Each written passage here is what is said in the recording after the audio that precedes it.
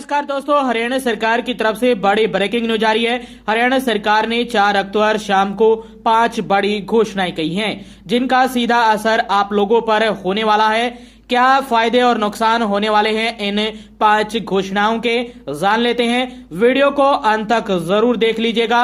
और आगे भी आप हरियाणा सरकार की हर घोषणा, फैसले, नियम, निर्देश, आदेश, योजना, सूचना और निर्णय की जानकारी रोजाना जानना चाहते हैं तो स्टेट नॉलेज टीवी हिंदी को सब्सक्राइब जरूर कर लीजिएगा।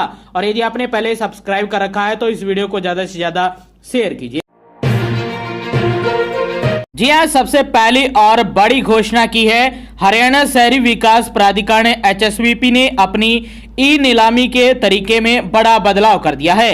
इन बदलावों का मकसद है कि मकान, दुकान, संस्थान और अलग अलग कमर्शियल प्रॉपर्टी बांटने में पूरी पारदर्शिता और जिम्मेदारी बनी रहे। अब जो लोग नियम तोड़ेंगे उनके खिलाफ सख्त कदम उठाए जाएंगे। जिन भूखंडों को कैंसिल किया जाएगा उनकी जल्दी से दोबारा नीलामी होगी। बता दें कि नए नियमों के हिसाब से अगर कोई भूखंड नियम तोड़ने की वजह से कैंसिल होता है तो उसे 60 दिन के अंदर दोबारा नीलाम करना जरूरी होगा। अगर नई बोली पुरानी बोली से कम भी हो तो भी प्रॉपर्टी उसी को दी जाएगी जिसने सबसे ज्यादा बोली लगाई है, लेकिन पुराने आवंटी की पूरी बयानी राशि जब्त कर ली जाएगी। इसके अलावा कॉम्प्लेक्स और मॉल खरीदने वालों को भी भुगतान में विकल्प दिए गए हैं। HSVP के अधिकारियों का कहना है कि इस फैसले को सख्ती से लागू किया जाएगा। वहीं शहरी विकास प्राधिकरण ने यह भी बदलाव किए हैं, जमा राशि पर कोई ब्याज नहीं मिलेगा। इसके अलावा अगर कोई व्यक्ति नियम तोड़ता है और उसकी मूल बोली का 10% या फिर पुरानी और नई बोली के बीच का फर्क है जो भी कम हो वो जब्त कर लिया जाएगा।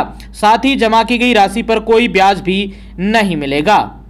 वहीं प्रॉपर्टी सरेंडर के लिए भी सख्त शर्तें हैं। संशोधित नीति में अपनी प्रॉपर्टी सरेंडर करने वालों के लिए भी सख्त शर्तें रखी गई हैं। पहले वर्ष के भीतर सरेंडर करने पर बोली राशि का 15% जब्त किया जाएगा और 1 से 2 वर्षों के बीच ऐसा करने पर यह राशि बढ़कर 25% हो जाएगी। 2 से 3 वर्षों के बीच समर्पित की गई संपत्तियों पर 35% की कटौती होगी, जबकि 3 वर्षों के बाद छोड़ी गई संपत्तियों पर आवंटन मूल्य का 50% का भारी नुकसान होगा।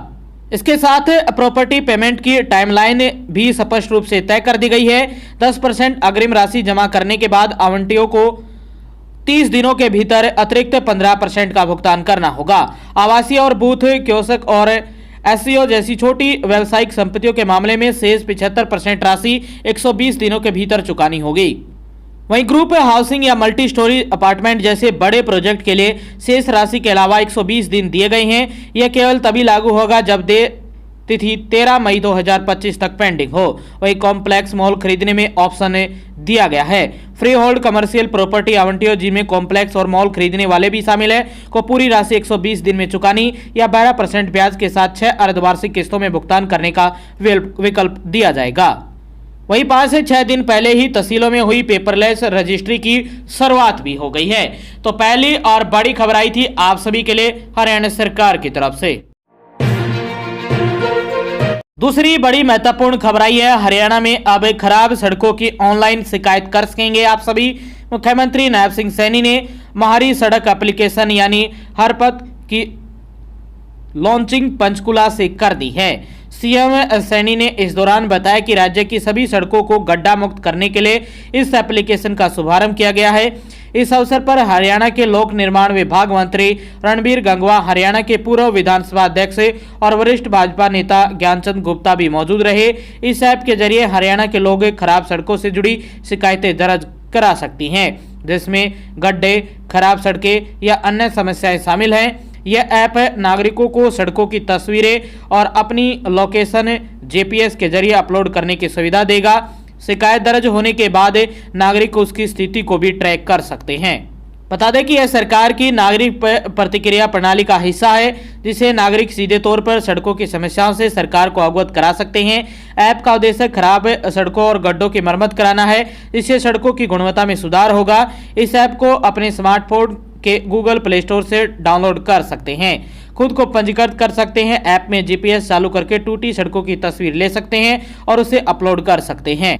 यह ऐप सड़कों से जुड़ी समस्याओं को GPS के जरिए जियो टैग करता है। स्वचालित फॉरवर्डिंग शिकायत दर्ज होने पर यह स्वचालित रूप से संबंधित निरीक्षण एजेंसियों को भेजी जाती है। लोक निर्माण विभाग पीडब्ल्यूडी फील्ड में तैनात अधिकारी ऐप पर सड़कों से जुड़े अपडेट साझा करते हैं। ऐप पर ब्लॉक किए गए मार्ग की जानकारी मिलने पर लोग जान पाते हैं कि मार्ग कब खुलेगा। वहीं सीएम ने विकास कार्यों की 15 दिन में रिव्यू करने को कहा है। तो ये दूसरी महत्वपूर्ण बड़ी खबर आई थी आप सभी के लिए, हरियाणा के नागरिकों के लिए। तीसरी महत्वपूर्ण बड़ी खबर आई है, हरियाणा सरकार हरियाणा राज्य में औद्योगिक विकास को नई दिशा देने जा रही है। सरकार ने 10 नई औद्योगिक मॉडल टाउनशिप विकसित करने की योजना तैयार कर ली है, जिनमें से एक पूरी तरह जापानी निवेश से बनाई जाएंगी। मुख्यमंत्री नायब सिंह सैनी 5 अक्टूबर से लेकर 11 अक्टूबर तक जापान के दौरे पर हैं, जहां वे विदेशी निवेशकों को हरियाणा में निवेश के अवसरों के बारे में जानकारी देंगे। इस महत्वाकांक्षी योजना के पहले चरण में 6 नई औद्योगिक टाउनशिप पर कार्य शुरू हो चुका है। अब तक करीब 7,000 एकड़ भूमि किसानों द्वारा स्वेच्छा से देने के लिए पंजीकृत की गई है। सरकार ने स्पष्ट किया है कि भूमि अधिग्रहण जबरदस्ती नहीं किया जाएगा, बल्कि लैंड पूलिंग नीति के तहत किसानों से सहमति लेकर जमीन जुटाई जाएगी। प्रदेश में 600 कंपनियां कर रही हैं काम। हरियाणा में पहले से ही 600 से अधिक जापानी कंपनियां कार्यरत हैं, जिनका मुख्य केंद्र गुरुग्राम है। जापान अब तक अपने कुल विदेशी निवेश का करीब 1/3 हिस्सा हरियाणा में लगा चुका है। इससे न केवल राज्य की औद्योगिक क्षमता में वृद्धि होगी, बल्कि युवाओं के लिए रोजगार के लिए अवसर भी सृजित हुए हैं। निवेशकों को आमंत्रित करेंगे सीएम सैनी। मुख्यमंत्री सैनी जापान में आयोजित वैश्विक निवेश सम्मेलन में भाग लेंगे और निवेशकों को हरियाणा में आने वाले प्रोजेक्ट में भागीदारी के लिए आमंत्रित करेंगे। इस पहल से हरियाणा की औद्योगिक साख को अंतर्राष्ट्रीय स्तर पर नई पहचान मिलने के साथ साथ हजारों हरियाणा के युवाओं को रोजगार के भी अवसर प्राप्त होंगे। तो तीसरी महत्वपूर्ण ये बड़ी खबर आई थी आप सभी के लिए। यह चौथी बड़ी अपडेट आई है लाडो लक्ष्मी योजना को लेकर। ये सूत्रों के हवाले से बड़ी अपडेट है कि जिन भी महिलाओं ने रजिस्ट्रेशन कर लिए हैं, नहीं करे हैं रजिस्ट्रेशन, तो जल्दी से जल्दी दीनदयाल लाडो लक्ष्मी योजना के फॉर्म भर दीजिए। आपकी पहली किस्त 17 अक्टूबर को आपके अकाउंट में आ सकती है। सरकार ने कहा था कि हम 1 नवंबर को यह किस्त आपके अकाउंट में डालेंगे, तो लेकिन सूत्रों के हवाले से अपडेट है कि 17 अक्टूबर को भी डाली जा सकती है पहली किस्त। बता दें कि हरियाणा की नायब सैनी सरकार 17 अक्टूबर को अपने पहले कार्यकाल का 1 वर्ष पूरा करने जा रही है। इस मौके पर प्रधानमंत्री नरेंद्र मोदी के हरियाणा दौरे की संभावना जताई जा रही है। मुख्यमंत्री नायब सिंह सैनी ने हाल ही में दिल्ली जाकर पीएम मोदी को राज्य में आमंत्रित किया है, जिसे प्रधानमंत्री ने सैद्धांतिक रूप से स्वीकार कर लिया है। अगर दौरा तय होता है तो यह पीएम मोदी का हरियाणा का 17वां दौरा होने वाला है। सूत्रों के मुताबिक प्रधानमंत्री का कार्यक्रम 18 अक्टूबर को हो सकता है और 17 अक्टूबर को जो तैयारियां हैं वो शुरू हो जाएंगी लाडो लक्ष्मी योजना को वितरित करने की।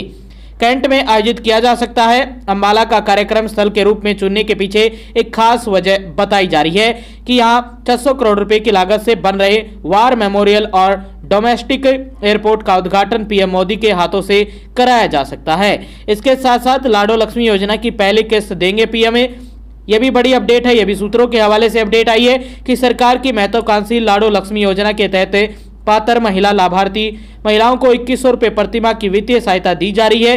संभावना है कि पीएम मोदी इस योजना की पहली किस्त महिलाओं को अपने हाथों से सौंपेंगे। गौरतलब है कि केंद्रीय गृह मंत्री अमित शाह भी हाल ही में 3 अक्टूबर को हरियाणा दौरे पर आए थे। रोहतक और कुरुक्षेत्र में विभिन्न कार्यक्रमों में हिस्सा लिया था। ऐसे में अगर पीएम मोदी का दौरा तय होता है तो यह 1 महीने में हरियाणा में किसी बड़े केंद्रीय नेताओं का दूसरा दौरा होगा। तो 18 अक्टूबर को ये खुशखबरी मिल सकती है। 17 अक्टूबर को 1 साल का कार्य हो जाएगा हरियाणा में भाजपा सरकार का और 18 अक्टूबर को ये दौरा हो सकता है प्रधानमंत्री का और उस दौरान पहली किस्त मिल सकती है महिलाओं को। तो ये खुशखबरी आई है, ये चौथी बड़ी अपडेट आई थी लाडो लक्ष्मी योजना को लेकर। पांचवी बड़ी खबर आई है, हरियाणा सरकार पराली जलाने को लेकर सख्त है। हरियाणा में उपायुक्तों के बढ़ाए गए हैं अधिकार। पराली जलने पर अफसरों के खिलाफ कार्रवाई कर सकेंगे। इससे पहले केवल शिकायत कर सकते थे। पराली जलाने के कारण आगामी सप्ताहों में वायु गुणवत्ता और खराब होने की आशंका को देखते हुए वायु गुणवत्ता प्रबंधन आयोग ने पंजाब, हरियाणा, राजस्थान, एनसीआर, उत्तर प्रदेश और दिल्ली के उपायुक्तों और जिला मजिस्ट्रेटों को और अधिक अधिकार दे दिए हैं। उन्हें इस समस्या पर अंकुश लगाने में विफल रहने वाले सरकारी अधिकारियों के खिलाफ दंडात्मक कार्रवाई करने का अधिकार दिया गया है। तो ये 5वीं अपडेट आई थी आप सभी के लिए। यदि आप हरियाणा में किसान हैं और पराली जलाते हैं तो आप पर सख्त कार्रवाई की जा सकती है। आपके खेत को रेड जोन में डाला जा सकता है। बहुत सारी चीजें आपके खेत के लिए रोकी जा सकती हैं। आपकी फसल नहीं खरीदी जाएगी। और सबसे बड़ा सवाल तो यही है और सबसे बड़ा नुकसान भी यही है कि यदि आप अपने खेत में पराली जलाते हैं तो आपकी ही जमीन को नुकसान है। आपकी जमीन वहां जिस क्षेत्र में पराली जलाएंगी वहां पर बंजर होने की संभावना सबसे ज्यादा है। वो पानी नहीं पिएगी वहां पर और आपकी फसल कम हो जाएगी। हो सकता है कि आपको ये समझ में ना आए, क्योंकि बहुत सारे ऐसे किसान हैं जिनको बताने के बाद भी समझ में नहीं आती है। तो बता दें कि आप अपनी छिड़काव कर सकते हैं, वहां पर स्प्रे कर सकते हैं ताकि वहां ही गल जाए आपकी पराल, वरना आप खेत से पराल को निकालें और उसको चारे के रूप में प्रयोग करें या सरकार को दे। सरकार 1200 रुपये प्रति एकड़ दे रही है। तो ये 5वीं अपडेट थी। आगे भी आप हरियाणा की हर खबर जानना चाहते हैं तो स्टेट नॉलेज टीवी हिंदी को सब्सक्राइब जरूर कर लीजिएगा।